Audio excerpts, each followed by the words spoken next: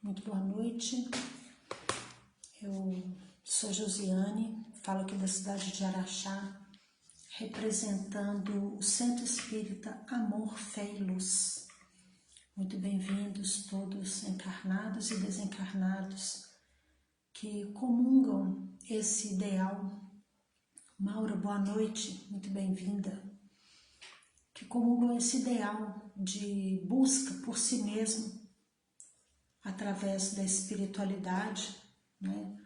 Considerando que somos seres formados de corpo, mente e espírito, precisamos de cuidar dessas três versões para que consigamos a verdadeira saúde, que é cuidar de todos os nossos aspectos em harmonia, em equilíbrio, e cuidar da nossa vida espiritual.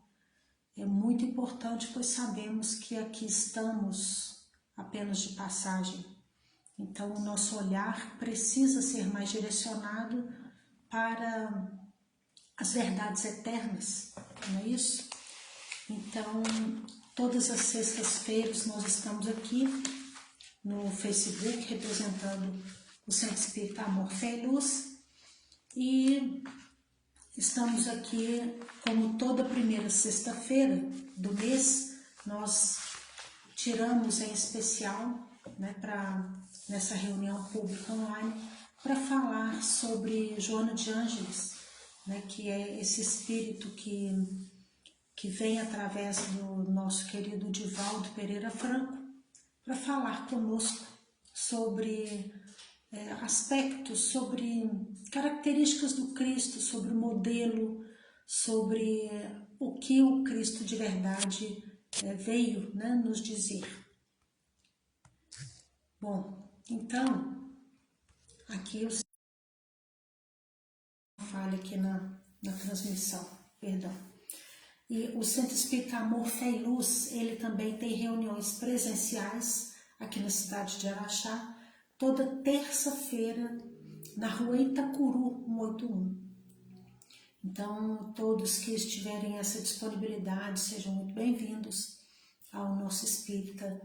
É muito importante, né, nós comungarmos um mesmo ideal, onde ali nós temos mais força, a vibração em torno de um único objetivo, quando ela se junta, ela potencializa imensamente e ali muitas coisas se realizam.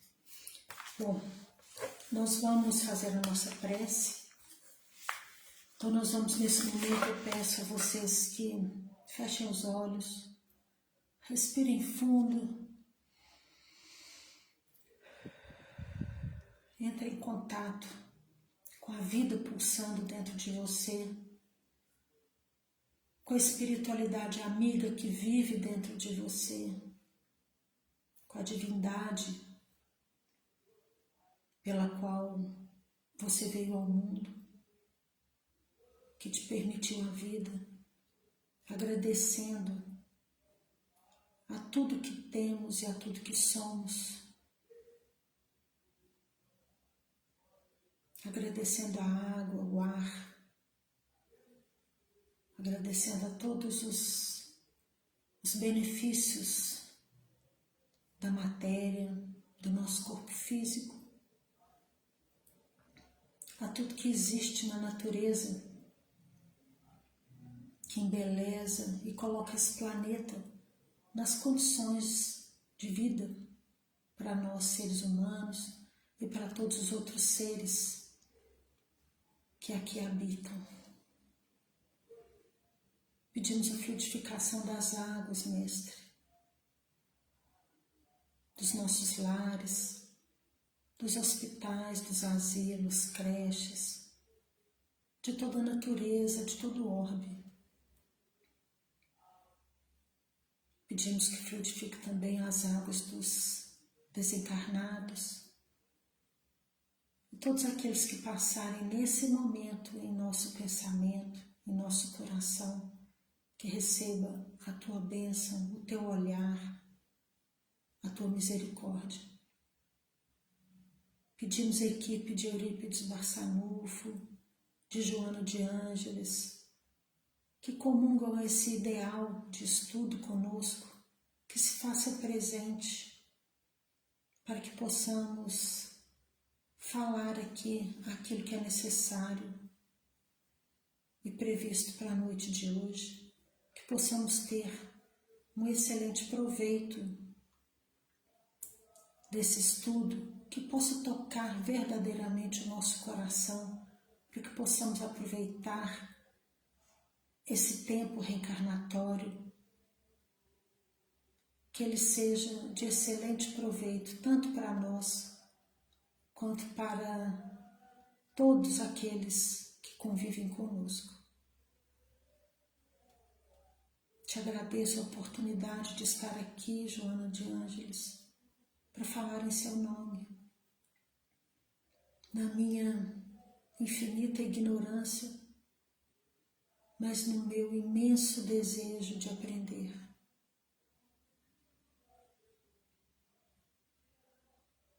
Abençoe as nossas palavras,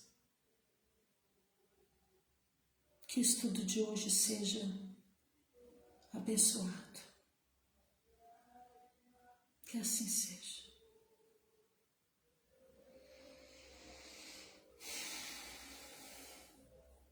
Bom, Vani, boa noite, minha querida. Bem-vinda. Bom, gente, então hoje, continuando aqui o livro, né, é o primeiro livro da série psicológica Jesus e Atualidade. Esse livro é maravilhoso e ele vem trazer para nós assim, aspectos muito pertinentes que todos nós passamos, né? Não é à toa que o livro tem o título de Jesus e Atualidade. E o único objetivo que Joana de Ângeles tem através de trazer toda essa série psicológica é tentar intermediar de um jeito mais palpável toda a fala do Cristo com a espiritualidade. Então, tem alguns lembretes assim, que são muito interessantes.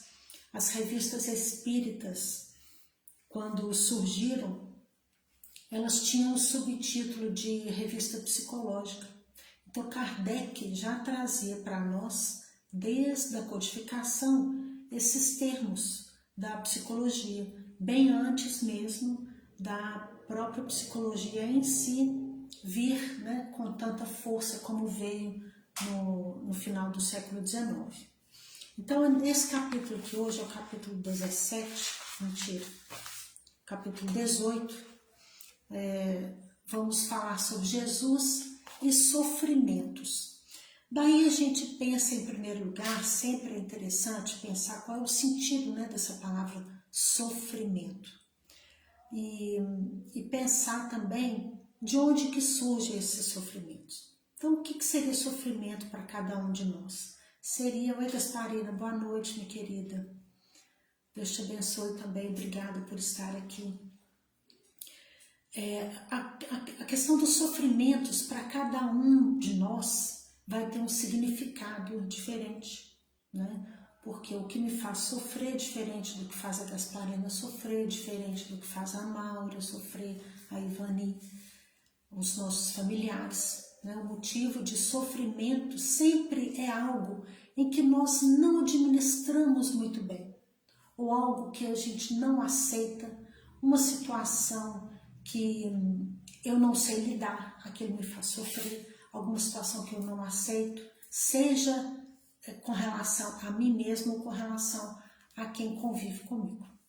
Então, geralmente, o que me causa sofrimento é algo que eu não sei lidar, é algo que eu não tenho a menor habilidade e preciso, não consigo colocar de lado, eu tenho que conviver, aquilo me causa sofrimento. Segundo o Evangelho, segundo o Espiritismo, tem lá um capítulo que fala causas das aflições, né, causas dos sofrimentos. Nós sabemos que isso pode vir de reencarnações passadas, como pode vir também dessa mesma reencarnação. E aí, aqui, Jesus, através da fala de Joana de Ângeles, coloca para nós assim, no início do livro aqui: quando Jesus foi procurado pelos portadores das enfermidades, né, de um modo geral, ele sempre falava, realmente, ele sempre perguntava para as pessoas sobre: você de fato deseja a saúde? Parece uma pergunta assim elementar demais. Poxa, é claro que se eu vou ao médico eu quero saúde. É claro que se eu vou a Jesus eu quero a saúde, eu quero ser curada. Parece uma coisa assim muito óbvia, né? Até descabida de perguntar. Porém, o que tem por trás dessa pergunta de Jesus? Você de fato quer ser curado? É uma pergunta que ele fazia. Outra pergunta que ele fazia é o seguinte: você de verdade crê que eu posso te curar? Então, essas duas palavras, o querer e o crer, é onde Joana de Ângeles vai colocar nesse capítulo aqui. Toda a explanação dela vai ser em cima disso. É muito necessário, de fato, querer lá da profundidade do nosso ser e crer que Jesus pode fazer isso. E esses dois termos, né, eram então, na visão de Jesus, de extrema importância analisar isso, né? E esses termos ele coloca aqui no livro que um era complemento do outro.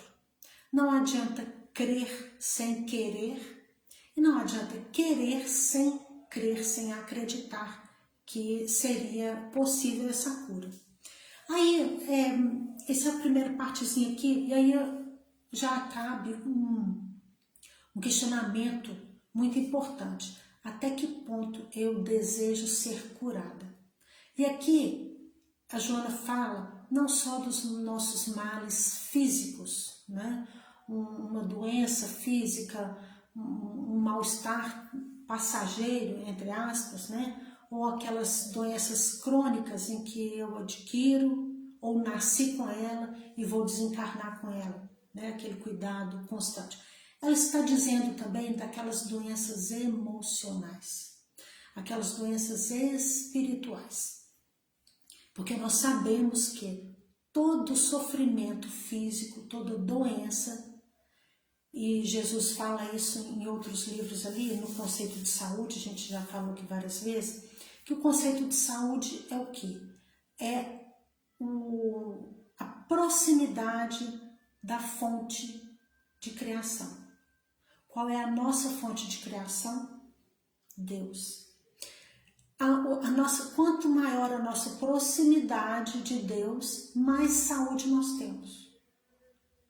Então, se nós encontramos enfermidades, sofrimentos de ordem física, emocional, espiritual, com certeza isso, se for analisar toda a nossa condição, existe sim um afastamento da nossa fonte divina, daquela fonte onde nós bebemos da água limpa para nos manter em vigor.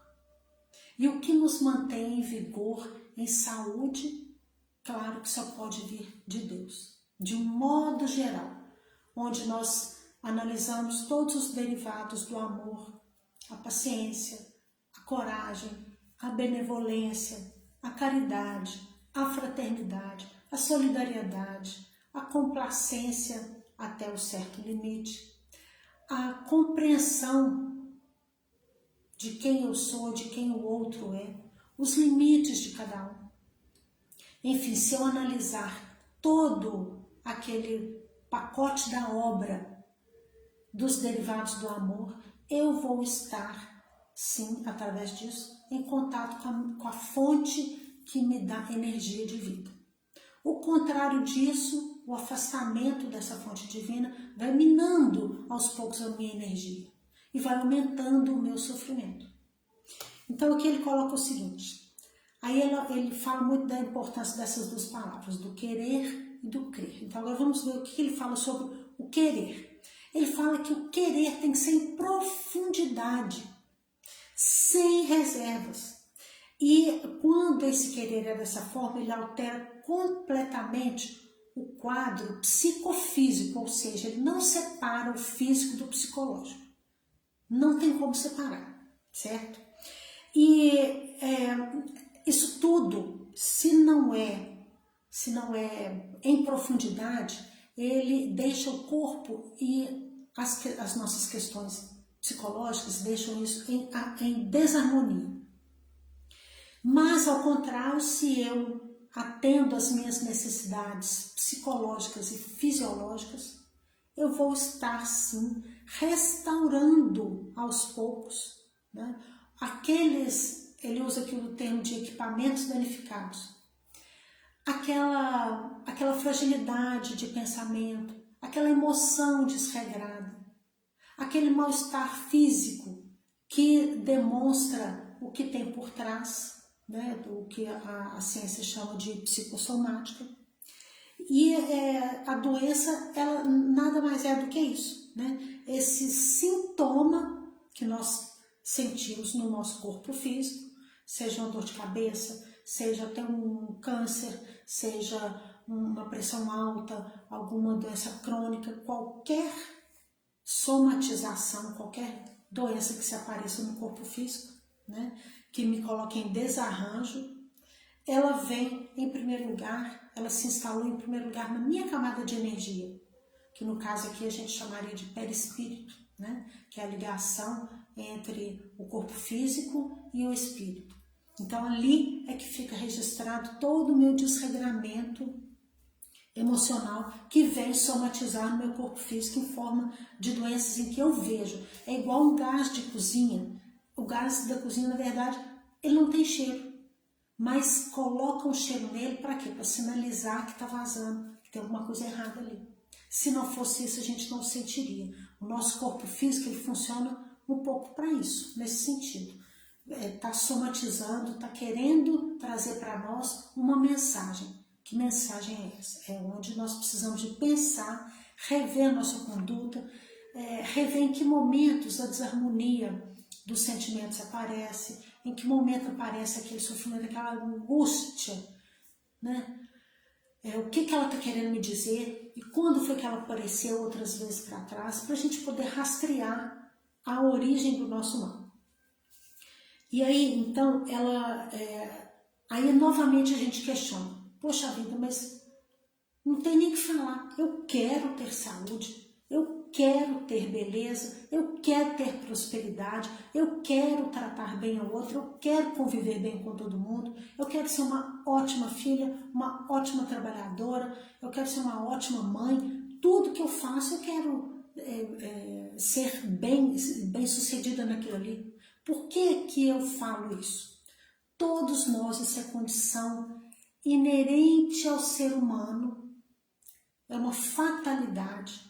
Quando a gente fala fatalidade, é algo que nós temos em nós, independente de querer ou não. Então nós temos a lei da sobrevivência, ela nos tira de perigo, nos tira de sofrimentos. Há aquela lei da conservação, a lei da boa vizinhança. Todos nós queremos isso. Mas e por que então que nós não conseguimos?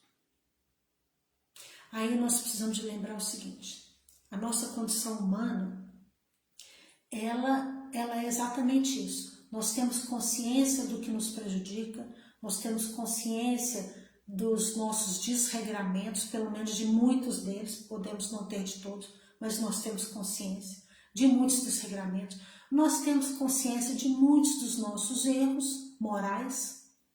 Nós temos consciência daquilo que talvez não prejudique o outro em termos de pensamento, em termos de vivência, mas prejudica a mim, porque eu sei que eu estou errado em alguns aspectos. Então essa condição humana é de ter a consciência dos nossos erros, das nossas fragilidades, mas não conseguimos evitar o mal na totalidade. Essa é a condição de espíritos que vivem no mundo de provas e expiações. Só que a gente vive falando isso daqui a pedido até da própria Joana. Ela sempre manda esse recado para nós. Esquece o mundo de provas e expiações. Vamos para frente. Porque, já comparei também aqui, é igual aquela fase da Lua, né, que já está em finalzinho de ciclo de uma, então já está totalmente sob influência da Lua que vai chegar. Então nós já estamos, graças a Deus, totalmente sob influência do mundo regenerado. Por isso ela fala, esquece o mundo de provas e expiações. Então, continuando aqui, aí ela coloca então o ato de querer de fato, aquele querer que vem lá da alma, não só da boca, aquele eu quero, mas não consigo. Isso que ela pede pra gente. Se eu quero e não consigo, já é um ponto positivo, porque eu já detectei que eu quero e que eu preciso daquela vivência para me tirar do sofrimento. Mas não consigo. É um sinal de humildade. Colocar em pauta isso. Colocar em clareza de pensamento na nossa consciência. Eu quero, mas não consigo. É muito importante. Isso já é um passo muito à frente para a nossa condição.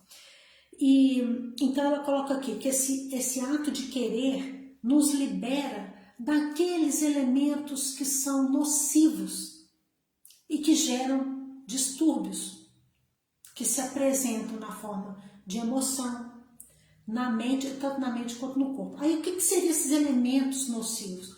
Um pensamento pessimista, um pensamento desregrado, quando aparece uma angústia, quando aparece um medo, quando aparece aquele estômago que parece que está assim, é ruim, aquela ansiedade, né? Quando aparece dores de cabeça, quando aparece a perna trêmula e insônia, qualquer sintoma desse, né, que aparece, são aqueles que a gente precisa de liberar quando nós já temos essa consciência. Eu quero, mas não consigo. E aí, como assim a gente vai alterar isso? Como fazer? Aí é que ela fala que o querer, de fato, por mais difícil que seja, é decidir. Clarear um ponto em que eu quero transformar em mim, mas não consigo, já é ótimo. O segundo passo é essa minha característica, vamos supor aí, esse medo não me favorece. Então, o que eu preciso de fazer? Que horas esse medo surge? Então, ele surgiu no momento em que eu preciso tomar uma decisão séria na minha vida. Eu estou com medo daquilo ali. Mas eu sei que essa decisão, olhando um pouco afastado de mim mesma, eu olho, analiso um pouco a distância, aquela situação, eu vejo que é bom para mim eu dar uma transformada, escolher o caminho, por exemplo, à direita. Essa é a decisão que eu preciso tomar, porque eu sei que vai ser bom para mim. Só que eu não consigo fazer isso com tanta tranquilidade. Então, o que é a sugestão dela? Eu decidi, eu sei que eu não tenho força suficiente para praticar, para colocar em pauta, para colocar na prática aquela minha decisão.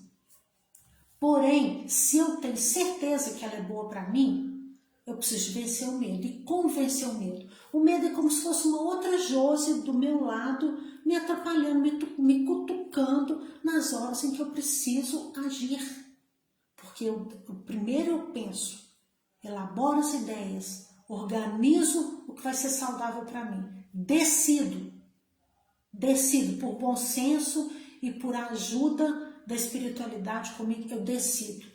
Decidi, agora colocar em prática, o meu medo vai sumir? Talvez não, mas é a hora de eu colocar para ele, olha, parece coisa meio de doido, mas a gente precisa de ter contato com as nossas emoções. Se a gente ficar na ilusão de que o medo vai sumir da nossa vida, não vai. Essa insegurança vai sumir? Não vai. Nenhum de nós tem total certeza, total segurança naquilo ali que faz. Sempre existe um ponto ali que deixa a gente um pouco na dúvida. Sempre, em tudo. Não existe total segurança em nada. Então, quando nós decidimos que o melhor caminho é aquele ali, nós já colocamos na balança pontos positivos de manter um caminho ou decidir outro, já analisamos o que vai pesar mais, vai ter mais vantagem se eu tomar uma outra postura, enfim, cada um aqui sabe aí o que está a que eu estou me referindo. Decidiu para ter força, para vencer esse medo. Conversem com esse medo. Olha, eu sei que você aparece, mas agora eu tenho certeza de que o melhor a fazer nesse momento é isso daqui. Eu vou para a direita. E você está querendo me impedir de ir para a direita. Mas nesse momento, quem vai mandar sou eu. Eu estou acompanhada do meu anjo de guarda, eu preciso decidir, é isso, e vou. Vou com medo mesmo, mas eu vou. Então você, medo, fica na sua aí, fica mais quietinho, você não vai mandar em mim. E vai, gente, faz. Agora, é claro que nós precisamos ter bom senso para pensar. É isso que Joana pede aqui também. Esse processo de decidir, de passar da decisão mental para a atitude, é um movimento que exige maturidade, que exige bom senso, logicamente, né? Nós precisamos pensar bem como fazer isso daqui, mas nos tira daquela acomodação que ela fala o termo assim, parasitário, acomodação parasitária, que nos tira daquela paralisia de atitude. Então eu sei que eu preciso agir dessa forma, mas aí a gente deixa esse mas nos levar. E aí passa 1 ano, 2 anos, 3 anos, 4 anos, e eu não saí daquele estado de estagnação, porque o medo me paralisou. Então, dentro do bom senso, eu preciso muito questionar isso, né? Para que eu consiga assumir novas responsabilidades vindo dessas novas atitudes. Mas aí essa questão do querer em profundidade ainda nos convida a uma reflexão muito importante. Se, por exemplo, eu sei que eu tenho que fazer um curso de medicina, sei lá, eu preciso estudar para passar. Eu não consigo estudar, não consigo. Ou eu preciso parar de beber. Estou na condição de dependência do álcool, preciso parar de beber. Eu sei que eu preciso, mas não consigo. É uma compulsão. E assim nós temos vários processos enfermiços da nossa personalidade que nos deixam paralisados. Aquelas frases que a gente fala assim, eu sempre fui assim, eu nunca consegui isso. Né? Esses termos que nós usamos para os extremos, eles nos colocam em estado de enfermidade. Eu morro de medo de uma doença. E aí só aquele medo parece que atrai aquela doença para a gente. Parece que nós atraímos aquilo que nós temos mais medo. Será por quê? Será que a gente precisa de conviver com aquela situação? Eu saio de um marido alcoólatra e aí contrai um outro casamento alcoólatra de novo. Será por quê? Então tem algo em nós, uma energia paralisada em nós que emperra a evolução de todos nós e da humanidade do modo geral. Por quê? Exatamente porque esse nosso querer, ele fica só a nível mental e nós não tomamos a decisão de praticar o movimento de responsabilidade, de novas responsabilidades, porque o medo nos deixa paralisados. E aí, se tivermos acesso às nossas reencarnações para trás, nós vamos ver que o nosso caminhar é muito lento. Nossa evolução ela acontece, mas ela poderia ser um pouco mais rápida se pudéssemos tomar um pouco mais de consciência nesse processo de decisão na atitude. De enfrentar o medo, de enfrentar a insegurança, de enfrentar a angústia, de enfrentar a ansiedade de um modo melhor. Mas tem muitos dos nossos sofrimentos que, por exemplo, eu ganho R$1.000 por mês, eu preciso de 10, mas eu só ganho 1.000. E aí o que acontece? Eu preciso de mais dinheiro. Aí minha mãe me dá, minha avó me dá, meu pai me dá, eu vou pedir um pouquinho daqui, eu ganho uma coisa daqui, dali, e estou sempre, de uma forma ou de outra, mesmo que é um processo inconsciente, eu estou sempre monopolizando as pessoas ao meu redor para me darem atenção. Eu não tenho dinheiro suficiente, a coitada da Josi, a Josi não tem dinheiro, e como é que faz? Nós precisamos de ajudar, aí um dá uma coisa, o outro dá outra coisa, ou seja, através da minha fragilidade financeira, de ter 1.000 por mês, eu estou tendo a atenção da minha mãe, do meu pai, do meu irmão, do não sei quem. Então, cada um vai me dando alguma coisinha e através disso eu estou amarrando a atenção de todo mundo. E se eu tiver, de repente, atitudes responsivas em cima da minha vida, que transformam esse quadro, que de 1.000 hoje eu vou ganhar 10. Será que eu vou ter atenção dessas pessoas ao mesmo tempo? Que se preocupam comigo, com o meu bem-estar, com o bem-estar dos meus filhos, e neto e tudo mais? Entendem? Como que talvez em situações inconscientes é uma certa vantagem para a minha alma, para o meu conforto emocional, através da atenção que eu preciso, através de algum material que eu preciso, eu tenho a atenção dos outros. Se eu me mantenho doente, eu vou ter atenção de todo mundo, porque quando uma pessoa está doente na nossa casa, nós temos atenção. Aí quem que não gosta de uma atenção? Minha pressão subiu demais esse final de semana, eu tive que ir lá para a UPA. Nossa, vamos lá ver se a Jo está precisando de alguma coisa. Vamos lá, vamos dar uma assistência para ela.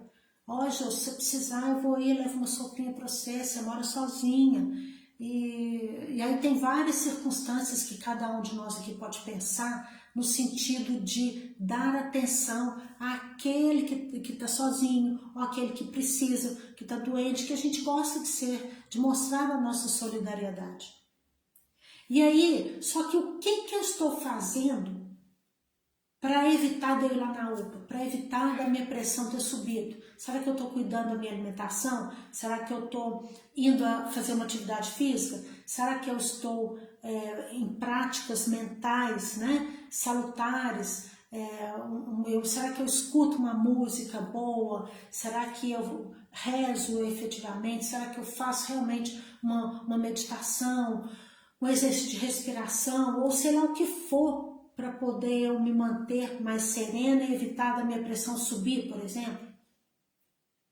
Porque se eu fizer tudo isso em prol de mim mesma, se eu assumir responsabilidades sobre atitudes que me favorecem, eu vou evitar meus sofrimentos. Mas talvez eu sofrendo menos, eu tenha menos atenção das pessoas. E eu sou tão carente às vezes que eu preciso da atenção das pessoas. Então, deixa eu me manter aqui na minha situação doentezinha, porque aí essas pessoas que ficam ao meu redor, eu não vou perdê-las. Olha como que a nossa mente funciona, gente. E assim nós temos, é claro que não é consciente, mas então quando Joana de Ângeles coloca aqui essa frase, o querer em profundidade, ela quer dizer isso, que nós, por mecanismos, seja lá quais forem, nós nos mantemos talvez naquela condição de sofrimento, porque aquela condição de sofrimento nos permite ter as outras pessoas ao nosso redor para nos ajudar. E aí eu não preciso de me sentir ameaçada, porque se eu de repente eu passo do meu ganho de 1.000 para 10.000, eu não vou precisar dessas pessoas me darem o que elas me deram até hoje. E aí eu vou me sentir mais livre, mais responsiva, mais capaz de assumir meus compromissos, digamos, financeiros. Se a minha pressão não vai subir mais, porque eu mudei meus hábitos da rotina e eu estou mais saudável, eu não vou precisar de ter essas pessoas ao meu redor em prol do meu estado doentio. Mas aí, de um jeito inconsciente, eu sinto assim, poxa, então, como é que eu vou ter o contato dessas pessoas a partir de agora, então, que eu não preciso mais delas? Será que eu vou ter essas pessoas ao meu redor do mesmo jeito?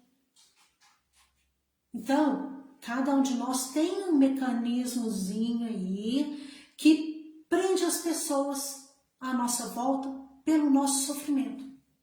Então, esse querer em profundidade perpassa por essa avaliação. E aí, é a decisão, né, de assumir responsabilidade sobre si mesmo para melhorar os estados enfermizos, os sofrimentos, e vamos ver o que acontece. Só que nós precisamos de pensar o seguinte: vocês já viram aquela pessoa que fica sempre reclamando, ela está sendo doente, não fica cansativo? E fica assim, aquela pessoa que, oi fulano, como é que você tá? Nossa, eu tive uma dor hoje, você não sabe, aí fica competindo dor.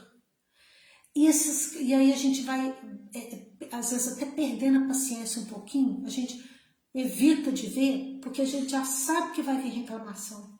Isso não é cansativo? Não é maçante? Quando essa pessoa está alegre, vocês veem que é muito mais gostoso estar perto de pessoas otimistas, que estão sempre rindo, que estão brincando, que têm uma leveza, que sabem olhar em volta e pensar, meu Deus do céu, eu estou respirando enquanto tem tanta gente lá no hospital entubada, está em condição de saúde horrível, e eu estou aqui, ó, minha perna está funcionando, eu estou andando, eu posso nadar, eu posso respirar, eu tenho a liberdade com minhas próprias pernas de andar e ir onde eu quero, posso dirigir. Se a gente começa a enxergar essas coisas, a nossa energia fica tão gostosa que nós atraímos as pessoas. Mas tem hora que a gente fica se sabotando, achando que atrair as pessoas significa precisar delas. E aí a gente mantém aquele estado doentio de sofrimento, porque nós precisamos daquela atenção. Né? É aquela frase, né, que fala, não casse as borboletas, plante flores. E elas vão vir naturalmente. Né? Então, esses processos são da gente analisar se nós temos medo de perder as pessoas e por isso nos mantemos naquela situação enfermiça de sofrimento, ou se nós assumimos um cuidado, um autocuidado que faz com que a gente se ame, que faz com que a gente cuide bem de nós mesmos, e aí a gente atrai beleza, a gente atrai leveza, a gente atrai pessoas que comungam o bem-estar com a gente. Então fica aí a gente com essa reflexão. E aí ela coloca aqui que quem quer de fato, quem enxerga toda essa reflexão, quer, ao fazer isso, ao realizar, ao sair do estado de pensamento para a atitude, nós agimos de forma a colher aqueles resultados que de fato a gente almeja. Né? Mas aquele querer verdadeiro, e para isso precisa de ter uma análise de nós mesmos para saber, isso aqui, até que ponto eu quero isso? E o que eu de fato estou fazendo para poder realizar? Aí agora, lá atrás ela não colocou, né, que duas palavras são importantes, o querer e o crer, na questão de Jesus com a cura. Aí ela coloca aqui que o crer é uma decisão grave, de maturidade emocional e humana. Por quê? Esse crer é como uma fatalidade, né? Está na natureza humana. Algo em nós, mesmo que a gente se intitule ateu, não importa qual é a crença que nós temos, mas todos nós temos uma crença. Falando em Jesus, né, esse ídolo, esse vulto tão importante, essa energia, a humanidade inteira conhece Jesus, mesmo que não conviva com ele do jeito consciente. Mas falando em Jesus, todo mundo sabe que tipo de ser é esse, quais são as características dele, mesmo que não tenha a dita fé, mas ele está nos poros dos seres humanos. Ele faz parte da natureza, está no nosso inconsciente saber quem é Jesus. E que características são essas? Agora, o crer, por isso que ela fala, o crer é uma decisão grave. Quando ela fala, né, é uma crença inata do ser humano. Agora, a questão da maturidade emocional que ela cita aqui, aí já tem a ver com a nossa proposta das nossas vivências, né? Quando a gente já está adulto, a gente vai fazendo as nossas escolhas, mas tem a ver com as nossas vivências desde a infância, desde o útero, né? Aqueles hábitos mentais, aquelas práticas que nós temos recorrentes, que nos acompanham toda uma vida.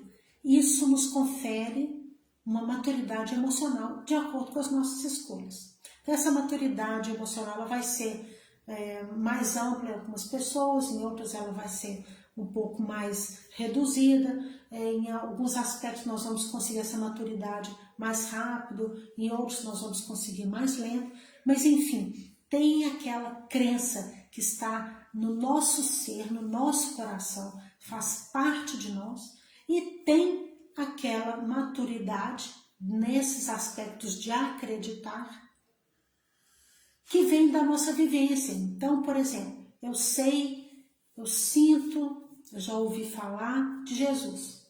Mas o que Jesus tem nas atitudes que eu preciso copiar? Que eu já dou conta de copiar. Aí é uma proposta de eu vivenciar a fala do Cristo. E é o que Joana de Ângeles vem trazer para nós, sempre essa reflexão da psicologia do Cristo para colocar na prática nas nossas vivências. E aí aqui ela fala o seguinte, nós temos essa crença que está inerente a nós. Ela às vezes fica ali latente. Nós só vamos acessar esse conteúdo dessa crença em Jesus quando nós vivenciamos algumas atitudes aqui na nossa existência. Então, toda crença nossa, todo aquele potencial latente em nós precisa de um estímulo para que venha à tona. Aí vem das nossas escolhas. Porque se hoje eu vivo uma situação de muita turbulência, aqui dentro de mim tem uma polaridade oposta a essa turbulência e que eu não estou conseguindo acessar porque eu estou de olhos voltados para a turbulência. Não consigo acessar a calma que existe dentro de mim. Se eu vivo sempre a minha vida inteira aquela calma, aquela serenidade, aquele bem-estar, né, que eu vejo em mim, que eu sinto em mim, que todo mundo percebe em mim. Se eu sinto isso a minha vida inteira, eu sou assim, pode ter certeza que aqui dentro tem uma Josi, numa polaridade oposta, que está turbulenta, que precisa de atenção, mas que está sendo negada. Então, tudo que nós vivemos externamente tem uma polaridade oposta lá dentro, que está sendo negada ou não está sendo vista por medo ou por insegurança, ou sei lá por que motivo, cada um de nós tem um. Mas que existe, existe. Por isso é que a gente fala que os recursos estão dentro de nós. As soluções dos nossos males, dos nossos sofrimentos, estão dentro de nós. Nem sempre precisamos de contar só com o amparo do outro, com a ajuda do outro. O outro nos ajuda, nos fortalece, nos dá apoio moral, mas a solução mesmo está aqui dentro de nós. E se a gente não acessar isso, nós não temos condições nem de enxergar o amparo do outro. Então, ela fala que nessa crença automática, natural, que é uma herança que nós temos de toda a nossa vivência, de todo esse nosso inconsciente, né? É como um mar que tem ali aquela água toda e eu acesso só aquela que está pertinho de mim, mas o mar inteiro está à minha disposição, mas eu não consigo acessar o mar inteiro. Assim é o nosso inconsciente. Nós acessamos só uma coisinha de cada vez, mas isso não quer dizer que esse inconsciente seja pequenininho. Dentro do nosso inconsciente tem um arsenal infinito de possibilidades, de falhas, de pequenez, mas tem também um arsenal infinito de coragem, de potencial positivo, de sabedorias, de calma, de harmonia. Por quê? Porque é lá que eu encontro a proximidade com o meu ser divino, que é a minha origem. Então aqui dentro está tudo. E aí quando, nessa crença, né, no fato de crer, significa que eu acessei por instinto a fé em Jesus, na cura dos meus sofrimentos, e por conhecimento, que é o lado material que eu vivo aqui agora, que me permitiu ter experiências e mais experiências que me conferem uma maturidade emocional. Então, uma parte do meu recurso está dentro de mim, a outra parte está naquilo que eu vivencio com a sociedade. Então, quando se quer, quando a gente resolve falar para o medo, como eu tinha falado ali atrás, olha, eu sei que você está aí, mas você vai ter uma potência mais baixa porque eu decidi agir dessa forma, já analisei, então medo, você vai ter uma potência mais baixa. Quando a gente impõe isso e deixa o nosso bom senso agir em primeiro lugar, aí nós vamos ter êxito. Nós vamos ter êxito. Agora, quando nós damos aquela, como diz Andrei Moreira, aquela melhor cadeira para o nosso medo sentar, não, fica aí mesmo, eu sei que você existe, então não vou nem tentar. Aí eu cruzo meu braço, não, estou com medo demais, não vou não. Aí nós estamos acomodando esse medo em nós. Nós estamos acomodando essa dor em nós, essa insegurança, esse ciúme, essa inveja, esse orgulho, seja lá o que for, a minha falha moral ou a minha fragilidade física. Não tem jeito mesmo, então eu não vou nem tentar. Quando nós fazemos isso, nós estamos dando guarita, nós estamos permitindo que o medo, que a ansiedade, que a insegurança, que vários fatores de fragilidade morem eternamente conosco. Só que nós não vamos ser favorecidos com isso. Bom, então aqui ela continua o seguinte: tudo perpassa então pela vontade. O que na verdade eu quero? E aí ela continua, então, querer e crer, essas duas palavrinhas que ela coloca aqui, né, como principais desse capítulo, elas nos conduzem à luta, porque a vida é quebrar resistência o tempo inteiro, uma luta interna, mediante a decisão. A palavra-chave aqui é a decisão de sair dessa forma sombria que fica nos paralisando para o campo do êxito, para a prosperidade, para a aceitação dos benefícios que eu estou buscando.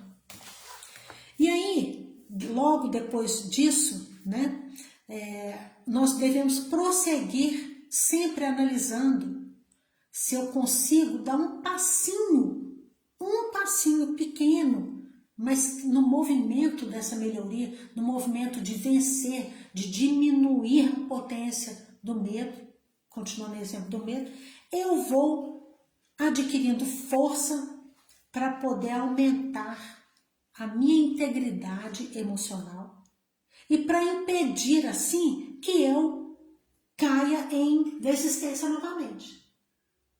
Porque a vida nossa é assim, eu recomeço todos os dias. Chega uma hora, se eu tiver pensamentos muito pessimistas, eu não vou querer recomeçar mais. Por quê? Já caí tanto que eu não vou querer recomeçar. Agora, se eu penso de um jeito otimista e me permito errar para continuar acertando, para em algum momento acertar, eu vou continuar. Vou continuar até eu chegar no ponto em que eu preciso chegar, em que eu me propus a chegar. Aí aqui ela lembra do episódio, né, do paralítico, né, que desceu do telhado, não sei se vocês lembram dessa cena. Desceu do telhado aqui e aí ele perguntou para ele: você de fato acredita que eu posso te curar? Você de fato quer ser curado? E é claro que ele queria, porque senão ele não tinha feito aquele transtorno, então descer pelo telhado de cadeira de roda, né? Então, é isso que ele quer que a gente reflita, né? O que meu íntimo de fato quer, né? Quando e em que aspecto eu de fato desejo essa libertação. Bom, aí ela pede para a gente o seguinte: se a dúvida vier, que não tem nada que impeça a gente de tentar, né? Basta que a gente estabeleça lá no íntimo: eu preciso fazer isso, eu preciso, e tenho um desejo forte. Se vier uma dúvida, vamos analisar essa dúvida, mas vamos tirar a potência dela. Vamos sentir, vamos agir com mais força do que a dúvida. Vamos mentalizar uma dúvida ficando pequenininha, pequenininha. Fala, eu vou agir, mesmo com dúvida eu vou agir, né? Manda para longe, afasta ela, tira a potência dela, mas faça. Quando, né, o pessimismo vier, ela fala para a gente pensar naquelas pessoas que seguiram aquele caminho que eu quero seguir e analisar o que eles fizeram que deu certo. Então, deixa eu também tentar fazer. Outra coisa que ela coloca aqui, né? Nas redes sociais, por exemplo, eu estava lembrando disso, nós só vamos ver o sucesso das pessoas, as pessoas com uma bela roupa, num lugar lindo, tendo sucesso. Mas ninguém, é muito difícil a gente ver uma pessoa que coloca ali para nós o tanto que ela já tentou fazer e não deu certo, o tanto que ela já lutou e não deu certo, quantas vezes ela se decepcionou, quantas vezes ela se frustrou. Isso ninguém coloca. Quantas vezes ela já chorou por conta daquele assunto. Ela só coloca o resultado, o sucesso. E a gente fica com aquilo na cabeça. Então, por isso a gente fica assim, achando que para o outro é mais fácil do que para nós. E não é. Isso não é uma verdade, né? A gente só vê ali o sucesso, não vê as tentativas e os erros das pessoas. E aí aqui também, ela coloca assim, né, que é muito importante. Sozinho não dá. A gente precisa de pensar nisso. Sozinho não dá. Então, a gente tem que apelar para Jesus com firmeza. Apelar para o nosso anjo de guarda, pedir assistência, pedir reforço, porque sozinho não vai. A gente precisa de tirar as nossas dúvidas com ele. Nós precisamos de nos cercar do mínimo de segurança possível.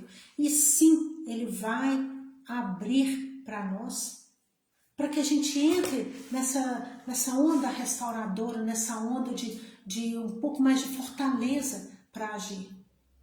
Porque se a gente está acompanhado, se a gente tem certeza da companhia, da vibração de Jesus por nós, nós vamos nos sentir fortalecidos para seguir adiante. Então, ela termina o seguinte: se nós queremos de fato a paz e a saúde, e nós cremos na imediata conquista, é para a gente fazer isso quanto antes. Entrar nesse movimento, nessa vibração, o quanto antes. Por quê? Porque é agora, é esse momento que nós estamos vivendo, nessa reencarnação, que é o momento de nós triunfarmos. É agora que a gente precisa desse sucesso, dessa prosperidade, dessa leveza, dessa saúde. Então, vamos programar a nossa mente com pensamentos mais otimistas, com pensamentos de bom senso, degrau a degrau. Não adianta eu estabelecer uma meta de chegar lá no topo de uma vez e firmar meu pensamento aqui, pensar positivo, tal. Eu não vou conseguir. Agora, se eu me propuser ao passo a passo, que seja lentamente, dividir a tarefa em pedacinhos, a conquista em pedacinhos, aí sim, a minha saúde vai vir, a minha integralidade vai vir, o meu ser pleno vai vir. Bom, então é isso que ela quis dizer aqui com a questão desse capítulo, e fica essa reflexão para a gente esse final de semana e durante esse mês todo, certo? Bom, então eu agradeço muito a presença de todos vocês. Vamos então agradecer o nosso mentor por nos orientar nesse estudo, agradecendo o dom da nossa vida, agradecendo a tantas reflexões tão importantes, agradecendo a Joana de Ângeles por nos trazer esse passo a passo do bem-estar psicológico, onde ela nos coloca em contato conosco mesmo, através de atitudes salutares, de um jeito tão simples de entender, nos dando força, nos dando apoio, nos trazendo bênçãos e esperança, e muita esperança. Te agradecemos, Mestre amado, por todo o estudo da noite de hoje. Que assim seja. Bom, então muito obrigada a todos vocês, que tenham um ótimo e abençoado final de semana, com o merecimento de ser feliz e com a paciência, com a autopaciência, para que a gente consiga vencer, né? E entrar num processo saudável de vida, diminuindo os nossos sofrimentos, pedacinho a pedacinho. Que Jesus abençoe a todos.